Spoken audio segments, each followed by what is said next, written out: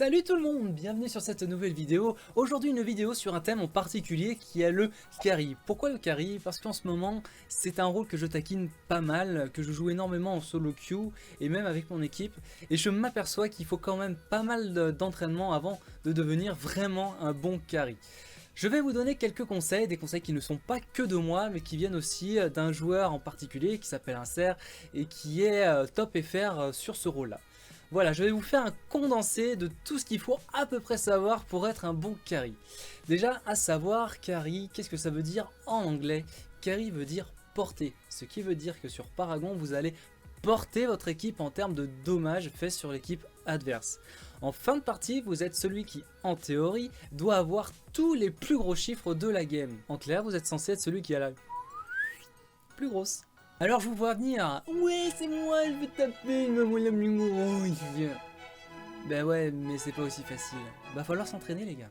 Alors dans tout ça, où est-ce qu'on va jouer le carry? Eh bien le carry on va le jouer sur la safe lane, la lane la plus à droite, car comme son nom l'indique, c'est la lane la plus sûre, dans laquelle le carry va pouvoir s'en donner à cœur joie pour farmer un maximum et aussi récupérer ce qu'on appelle des gold buffs qui va lui donner un bonus d'expérience, de 300 points d'expérience même, toutes les 2 minutes. En plus, pour couronner le tout, il sera accompagné d'un support qui lui sera dévoué corps et âme. Alors ensuite, le carry, il fait quoi? Eh bien le carry, dans un premier temps, il va devoir savoir viser, ce qui peut nécessiter un peu d'entraînement lorsque vous n'avez jamais joué à des FPS ou à des jeux de tir à la troisième personne. Si vous avez du mal avec la visée, le rôle de carry risque d'être très difficile pour vous, mais pour autant, à cœur vaillant, rien d'impossible.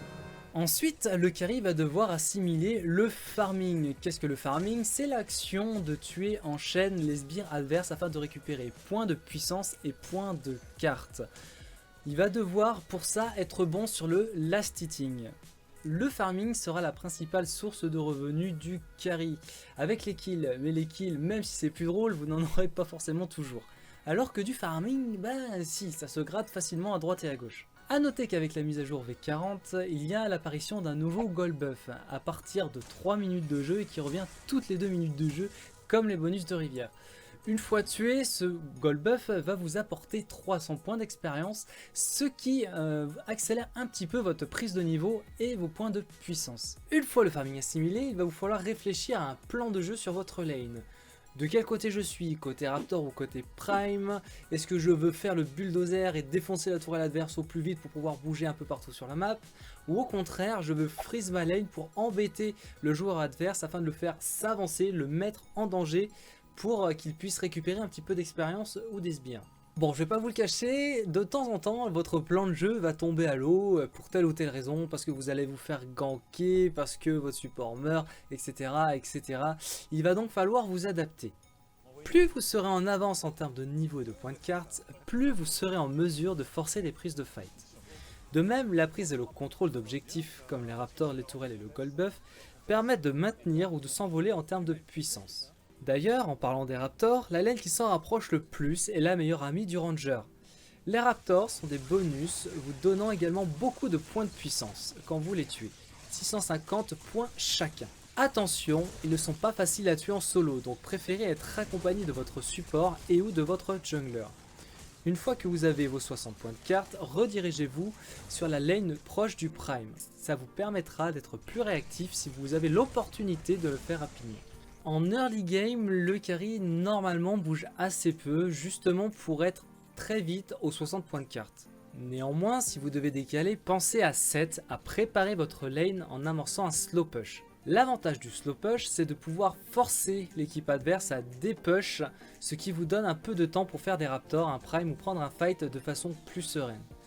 Autre avantage, si vous perdez justement un fight, la team adverse, avant de prendre vos tourelles ou un objectif, devront d'abord dépush les vagues de sbires que vous auriez fait monter, ce qui peut vous apporter un peu de répit en attendant de revenir.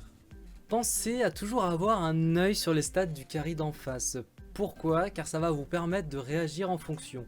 Si vous êtes devant, vous allez pouvoir vous permettre de bouger plus facilement sur la map, alors que le carry d'en face, lui, va devoir défendre et rattraper son retard sur vous. Vous avez l'initiative, c'est à ce moment-là, si vous avez l'avantage, que vous pouvez vous permettre de prendre facilement des fights. Bon, et bien après avoir assimilé tout ce que je viens de vous dire, ce qui est déjà pas mal, Vous allez devoir apprendre à bien vous placer en teamfight afin de poser un maximum de dommages sur l'équipe adverse. Donc, sachant que vous êtes le pourvoyeur de dommages de votre équipe, vous allez être la cible de toute la haine de l'équipe adverse. Je suis pas venu ici pour souffrir, ok? Vous devrez vous placer toujours, je dis bien toujours, derrière votre front lane, les héros les plus tankés de votre équipe. Sinon, vous n'aurez même pas le temps de poser des dommages que vous vous ferez péter la boîte à Suchard. En teamfight, si vous n'arrivez pas et ne pouvez pas vous placer pour faire des dommages aux sources de dommages adverses, tartiner les ennemis les plus proches de vous, c'est mieux que rien.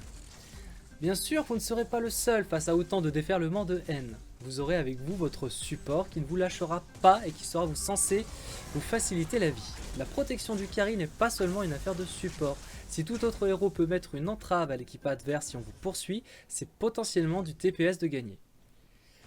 Pour les carries de mêlée comme Serrat par exemple, le fight se passe de manière différente. Vous devez attendre que votre front lane pose ses CC, ses sorts de contrôle, ou qu'il se fasse focus par l'équipe adverse pour pouvoir vous jeter à corps perdu dans la bataille. Bon, votre support, vous ne l'aurez pas qu'en teamfight, il sera là dès votre niveau 1 afin de vous protéger, afin de warder votre lane, afin de vous aider à prendre des kills, afin de vous aider à prendre un objectif, les raptors, etc. Une bonne cohésion entre un carry et son support est un réel et vraiment un réel atout pour une équipe. Si le support est censé donner sa vie pour vous, ne le lâchez pas s'il est dans la tourmente. Il peut potentiellement être sauvé. Si on focus votre support, c'est qu'on vous sous-estime, c'est qu'on sous-estime votre puissance d'attaque. Donc n'hésitez pas là non plus à tartiner les ennemis adverses si vous le pouvez. En ranger, parfois la meilleure défense c'est l'attaque. Gardez à l'idée que vous êtes un duo marchant main dans la main. Bon, s'il n'y a aucun moyen d'être sauvé, ne vous suicidez pas non plus. Et enfin, pour être un bon carry, il va vous falloir un bon deck pour optimiser votre potentiel de destruction. Cependant, avoir un bon deck ne suffira pas si votre build order est mauvais. Un deck en ranger doit être construit et orienté pour qu'à chaque back, chaque changement de carte, les dégâts soient les mêmes ou supérieurs. Plus vous allez retourner à la base, plus vous perdrez du temps pour farmer et moins vous poserez de dommages sur l'équipe adverse ou les objectifs. Alors, la construction de deck nécessitant une vidéo à elle toute seule, je ne vais pas vous en dire plus dans cette vidéo. Epic Games est en train de travailler justement sur une refonte du système de deck, donc je ne vais pas faire une vidéo vous noyer sous un flot d'informations pour des données qui seront potentiellement obsolètes dans les semaines, mois à venir.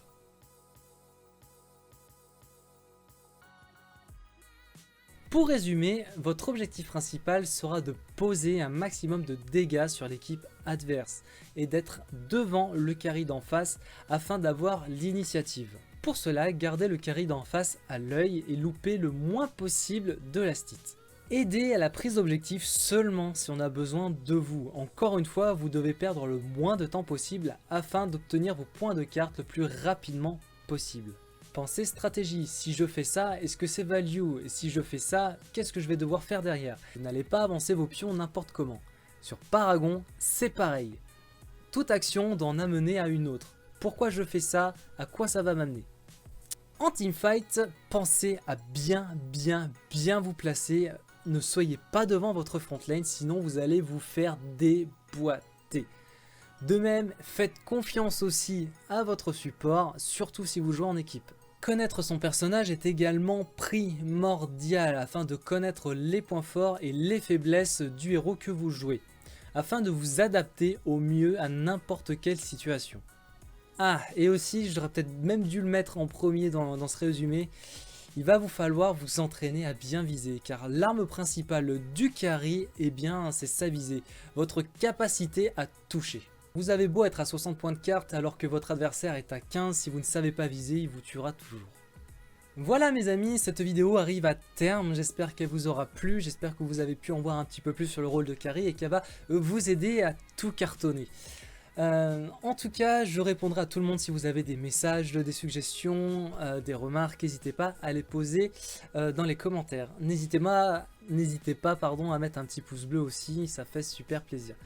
Merci aussi à un cerf qui m'a aidé à faire cette vidéo, qui m'a donné énormément de conseils sur le rôle de carry que j'ai pu vous retransmettre ici. Un cerf qui fait d'ailleurs partie de l'équipe Ascension, l'équipe Ascension qui est composée de deux équipes, une équipe à vocation compétitive avec Nonox, Sung, un cerf, Welu et Hardcore, et l'équipe un peu plus fun composée de Jipouille, Jess, moi-même, Toraneki et Melki Zadesh. Voilà, je vous mettrai le lien de notre Discord, n'hésitez pas à passer, il y a tous nos decks comme je vous l'ai dit un peu plus haut, et on aura bientôt un site internet. Voilà, notre but ça sera de rassembler un petit peu tout le monde, ceux qui nous apprécient, afin de pouvoir échanger plus facilement, puis si vous voulez avoir l'avis de joueurs évoluant à très haut niveau. Pas moi, mais ceux qui sont dans l'équipe compétitive. Merci à vous encore une fois de m'avoir suivi, de nous suivre. Je vous embrasse fort et je vous dis à la prochaine fois. Ciao tout le monde!